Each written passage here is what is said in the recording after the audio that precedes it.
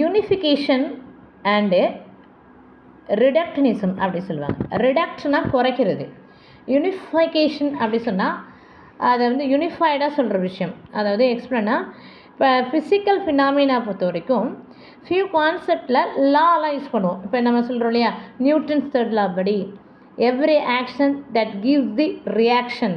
இப்போ வந்து ஒரு துப்பாக்கி சுடுறோம், அப்போ துப்பாக்கி பாருங்கள், நம்ம சுடும் போது டைரெக்டாக போகும், அதுக்கு பேக் சைடில் நம்ம அழுத்துறோம். அப்போ 2 விஷயம் நடக்குது. ஒன்று முன்னோக்கியும் போகுது, ஒன்று பின்னோக்கியும் வருது. அப்போ 2 விஷயம் இருக்கிறதுனால இது என்ன சொல்கிறாங்கன்னா, Newton's third law every action that gives the reaction. இதுக்கு எக்ஸாம்பிள் சொல்லலாம். நம்ம யார்கிட்டே பாசமாக இருந்தாங்கன்னா நம்மளும் என்ன பண்ணுவோம், பாசமாக இருப்போம். யாராவது அடித்தோம்னா நம்மளும் என்ன பண்ணுவோம், அடிப்போம். திட்டினாங்கன்னா திட்டுவோம். இந்த மாதிரி ரியாக்ஷன் பண்ணுறோம் இல்லையா, அதெல்லாம் வந்து ஒரு தேர்ட் லா. இதெல்லாம் வந்து யூனிஃபிகேஷன். இந்த லாவெல்லாம் நம்மளால் மாற்ற முடியாது அப்படிங்கிற விஷயம் தான் யூனிஃபிகேஷன். அதுமாரி நியூட்டன்ஸுடைய செகண்ட் லா F=ma. ஃபர்ஸ்ட் லா என்ன சொல்லுவாங்கன்னா மொமெண்ட் ஆஃப் இனர்ஷியான்னு சொல்லுவாங்க. அதாவது என்னென்னா, ஒரு வெளியில் outside of the any other external force செயல்படாத வரை அந்த பொருள் தன்னுடைய நிலையிலே இருக்கும். Any other external force acting on the object or system, that is the object is in the same பொசிஷனில் இருக்கும். இது வந்து நம்ம மொமெண்ட் ஆஃப் இனர்ஷியா அப்படிங்கிற மாதிரி சொல்லலாம். இது ஏன் மேடம் இப்படி வந்துச்சு அப்படி சொன்னால், ஆக்சுவலி இதெல்லாம் யூனிஃபிகேஷன். நம்ம ஃபிசிக்ஸை எப்படி படிப்போம்னா, ஒரு லா வழியாக படிப்போம். அது ரிடக்ஷன் பண்ணுறதுக்கு தான் நம்ம மேக்ஸ் யூஸ் பண்ணுவோம். இப்போ வந்து செகண்ட் லா சொல்லும்போது F=ma சொன்னோம் இல்லையா, எம்ங்கிறது மாஸு, ஏங்கிறது ஆக்சிலரேஷன். மாஸ்னா நிறை, ஆக்சிலரேஷனாக முடுக்கம்னா என்ன அர்த்தம்னா, அதுக்கு வெலாசிட்டி பை டைம் சொல்லுவாங்க. வெலாசிட்டிக்கு என்ன சொல்லுவோம், டிஸ்டன்ஸ் பை டைம் சொல்லுவோம். அப்போ டிஸ்டன்ஸ் எதில் metre by time. Okay, m power அது எம் பர் செகண்ட் சொல்லுவாங்க. அதே மாதிரி இப்படி ஒவ்வொன்றும் ஒரு விஷயத்தை நம்ம டிரைவ் பண்ணுறதெல்லாம் மேத்தமெட்டிக்கல் டிரைவ் பண்ணால் ஈஸியாக இருக்குங்கிறதுக்காக தான் நம்ம மேக்ஸை ஃபிசிக்ஸோடு படிக்கிறோம். அது ஏன் அப்படின்னா, தியரட்டிக்கலாக படிக்கிறது நிறைய விஷயங்கள் எடுத்துக்கிட்டே இருப்போம். ஆனால் மேக்ஸை பொறுத்த வரைக்கும் நம்ம என்ன பண்ணுவோன்னா, ஒரு குறிப்பிட்ட விஷயத்தை சீக்கிரமாக படித்து முடிச்சிருவோம். அப்படி தான்.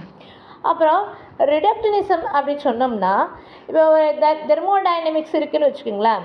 அதில் நம்ம என்ன பண்ணுவோம், ஒரு தெர்மோடைனமிக்ஸ்னால் ஒன்றும் இல்லை. தெர்மோ அப்படின்னா ஹீட்டு, டைனமிக்ஸ் அப்படின்னா இயக்கம். அப்போ ஹீட்டோட இயக்கத்தை பற்றி நம்ம படிக்கிறோம். ஹீட் வந்து எப்படி இருக்கும், அதோட இயக்கங்கள் எப்படி இருக்கும் அப்படின்னு நம்ம படிக்கிறோம் அப்படின்னா அது தெர்மோடைனமிக்ஸ்னு சொல்லுவோம். ஃபார் எக்ஸாம்பிள், இதில் எக்ஸ்பிளைன் பண்ணியிருப்பாங்க மேக்ரோஸ்கோபிக் ஆஃப் தி ப்ராப்பர்ட்டிஸ் அப்படின்னு எக்ஸ்பிளைன் பண்ணியிருப்பாங்க. அதாவது மேக்ரோ அப்படின்னா நமக்கு தெரிஞ்சுக்கிற எல்லா விஷயமே மேக்ரோ அப்படி சொல்லுவோம். For example, temperature. இப்போ நீ ஒரு பொருளை ஹீட் பண்ணுறேன்னு வச்சுக்கிங்களேன், அதோடைய டெம்பரேச்சர் எப்படி இருக்கும், அதிகமாக இருக்கும். That is for the temperature. Temperature of the event. அந்த என்ட்ரோப்பினா ஒன்றும் கிடையாது, இர்ரெகுலர் ஆஃப் தி ஆக்ஷன். இர்ரெகுலர்னா என்ன, ஒரு கொக்கோகோலா எடுத்துகிட்டு வரீங்க, அது நல்லா குளுக்கணுன்னா என்ன ஆகும், அதில் மாலிகுல்ஸ்லாம் டிஸார்டராக இருக்கும். என்ட்ரோப்பின்னு என்ன அர்த்தம், மாலிகுலர் டிஸார்டராக இருந்துச்சுன்னு சொன்னிச்சுன்னா அதுக்கு பேர் என்ட்ரோப்பி. ஓகேவா. Bulk system. அப்போ நம்ம பார்க்கக்கூடிய ஒரு விஷயங்கள், உணரக்கூடிய விஷயங்கள் எல்லாமே மேக்ரோ ப்ராப்பர்ட்டிஸ் அப்படி சொல்லுவோம். இந்த above properties have been இன்டர்பிரேட்டட்னா ஒன்றா சொல்லக்கூடிய ஒவ்வொரு டேர்ம்ஸும் மாலிகுலர் கான்ஸ்டியூஷன்ஸ்னு சொல்லுவாங்க. மாலிகுலர் கான்ஸ்டியூஷனா உள்ளே இருக்குல்ல, மனசுக்குள்ளே இருக்கிற விஷயங்கள் படிக்கிறோம் இல்லையா, அதெல்லாம் மைக்ரோ லெவல். அது மாதிரி உள்ள ஆட்டம் இருக்குது, அதனுடைய மூலக்கூறுகள் இருக்குது, அதை பற்றி படிக்கிற லெவல்ஸ் எல்லாமே மைக்ரோஸ்கோபிக் அப்படி சொல்லுவாங்க. And of the bulk system by the kinetic theory.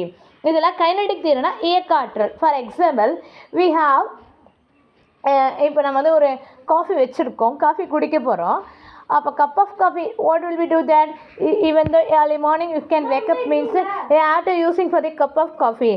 So that cup of coffee, what will we do that? This coffee is very hot. How way to hot from that? If you heat this any other materials, how you can get this materials to from that? So it is the heat of the event absorbing from that. Heat, how to absorb from the heat?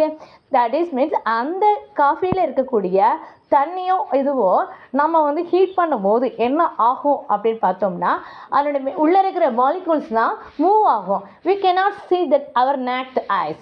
நம்மளோட ஐஸ்னால நம்ம என்ன பார்க்க முடியாது, அந்த molecules எப்படி move ஆகுது அப்படிங்கிற விஷயத்த பார்க்க முடியாது. ஆனால் அந்த ஹீட் வந்து எங்கே போயிடும், வெளியில் போயிடும். எங்கே போயிடும், outside of the surroundings போயிடும். அப்போ எப்படி நம்ம சரௌண்டிங்ஸ் போகுது அப்படின்னு நமக்கு தெரியாது இல்லையா, அதுதான் மைக்ரோ லெவல். அப்போ மைக்ரோ லெவல்ஸ் அப்படின்னா என்ன அர்த்தம், ஹீட்டு வந்து ஒரு ஹையர் இடத்துல இருந்து லோயர் இடத்துக்கு பாஸ் ஆகும் அப்படிங்கிற விஷயம் நமக்கு எப்படி தெரியும், எக்ஸ்பிரிமெண்டல் வழியாக தான் நமக்கு தெரியும். அதுதான் அவங்க சொல்லியிருப்பாங்க சிஸ்டமேட்டிக். முன்னாடி படித்தோம்ல சிஸ்டமேட்டிக் மெத்தடு. அதுக்கப்புறம் உள்ள இருக்கிறோடைய விஷயமெல்லாம் நம்ம கண்ட்ரோல் எக்ஸ்பிரிமெண்ட்டு. இப்போ என்னால் கண்ட்ரோல் பண்ண முடிஞ்சால் அந்த எக்ஸ்பிரிமெண்ட் கண்ட்ரோல் பண்ணலாம். தேர்டு வந்து அண்ட் குவாலிட்டேட்டிவ், அதுக்கு தகுதியான விஷயங்கள் என்ன, குவான்டிடேட்டிவ் எந்த அளவுக்கு அது குவான்டிட்டியாக இருக்குது, அப்புறம் நான் மேத்தமெட்டிக்கல் மாடலிங்காக எப்படிலாம் அதை நான் கொடுக்கலாம் அப்படிங்கிற விஷயத்த சொல்கிறது எல்லாமே மேத்தமெட்டிக். அண்ட் ப்ரெடிக்ஷன் பண்ணுறேன் இல்லையா, ஒரு 1 hour இருந்துச்சுன்னா அது காஃபி வந்து சூடு ஆறிடும். அப்போ மைக்ரோ லெவல்ஸ்லையும் படித்து அந்த கைனடிக் தியரி இயக்க ஆற்றலை பற்றி சொல்லக்கூடிய விஷயங்கள் தான் இதில் அதிகமாக இருக்கும். சரி, இப்போ இந்த ஃபிசிக்ஸ் அப்படிங்கிறதுக்குள்ளே என்னென்ன மேடம் இருக்குது அப்படின்னு பார்த்தீங்கன்னா, இயற்பியலில் பொறுத்த வரைக்கும் ஒரு ஃபண்டமெண்டல் சயின்ஸ். இது வந்து ஒரு ஃபண்டமெண்டலாக இருக்கக்கூடிய ஒரு சயின்ஸ் பேட்டர்ன் தான். Uncover the law of nature. இந்த லா ஆஃப் நேச்சர் பொறுத்த வரைக்கும் இன்றைக்கி ஒரு விஷயம் சொல்லிக்கிட்டு இருப்போம், நாளைக்கு என்ன பண்ணோம், ஒரு விஷயம் மாறும். அப்போ language of the expression is the mathematics. அப்போ நான் இந்த விஷயத்தில் நான் எப்படி சொல்லணும், மேத்தமேட்டிக்ஸ் சொல்லணும். In ancient times humans lived with nature. நம்மளுடைய மூதாதையர்கள்லாம் எப்படி வாழ்ந்தாங்க, இயற்கையான ஒரு இடத்துல வாழ்ந்தாங்க. their lifestyle were integrated with nature.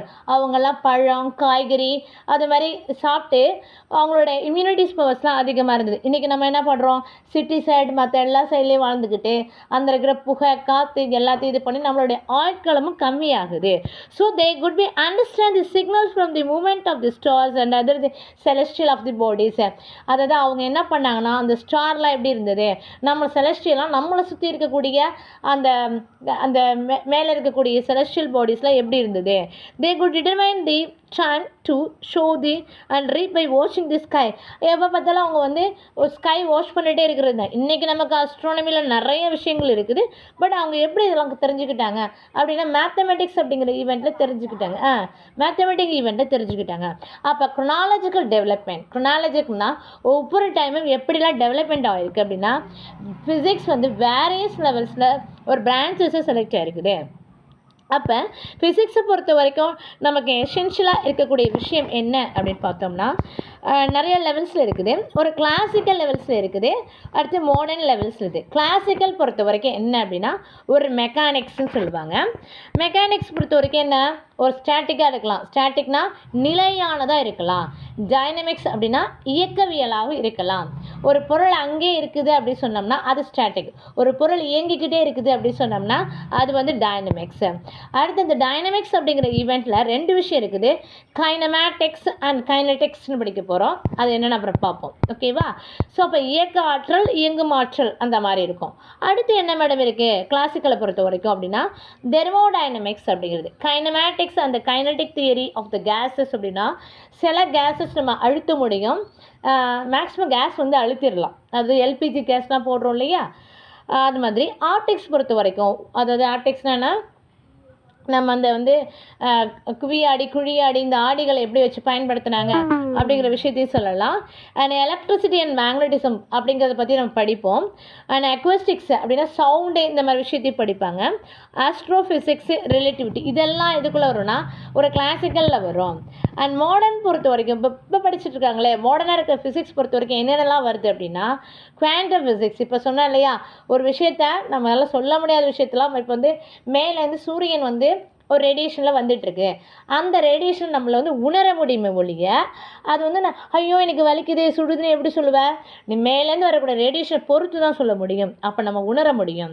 அது எப்படி இருக்குன்னா ரிலேட்டிவிஸ்டிக் அண்ட் நான் ரிலேட்டிவிஸ்டிக் அப்படின்னு இருக்கும். அப்புறம் atomic physics, nuclear physics, molecular physics, high energy physics, condensed matter physics, இதெல்லாம் இதுக்குள்ளே இருக்குன்றதை ஒரு கேட்டகரைஸ் பண்ணி பார்த்துக்குங்க, ஓகேவா.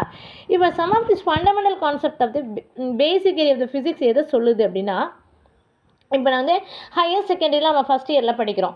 நம்ம என்ன பண்ணுவோம், 1 to 5 வரைக்கும் இவிஎஸ்சில் படிச்சிருப்போம். அடுத்து நம்ம என்ன பண்ணுவோம், கவர் த டாபிக். யூனிட் 1ல் என்ன பண்ணியிருக்கோம், ஒரு டெவலப்மெண்ட் ஆஃப் ஃபிசிக்ஸ் பற்றி டிஸ்கஸ் பண்ணுவாங்க. அடுத்து வந்து எதுக்கு வந்து பேசிக் மேத்தமெட்டிக்ஸ் நீட் பண்ணுறாங்க, எதுக்கு தேவைப்படுது, பேசிக்காக பிரின்சிபலையும், அதாவது ஃபிசிக்ஸோட பிரின்சிபலையும் அதோட லா பற்றி தெரிஞ்சுக்கிறதுக்காகத்தான் நம்ம பயன்படுத்துகிறோம். இந்த அப்ஜெக்டிவ்ஸ் எல்லாமே ஒரு சிஸ்டமேட்டிக்கில் நம்ம கவர் பண்ணியிருப்போம். அதெல்லாம் ஒவ்வொரு யூனிட்லேயும் இப்படி எக்ஸ்பிளைன் பண்ணியிருக்காங்க அப்படின்னு சொல்லியிருக்காங்க. வேறு ஒன்றும் கிடையாது. ஓகேவா, இது வரைக்கும் புரியுதான்னு பார்த்துக்குங்க.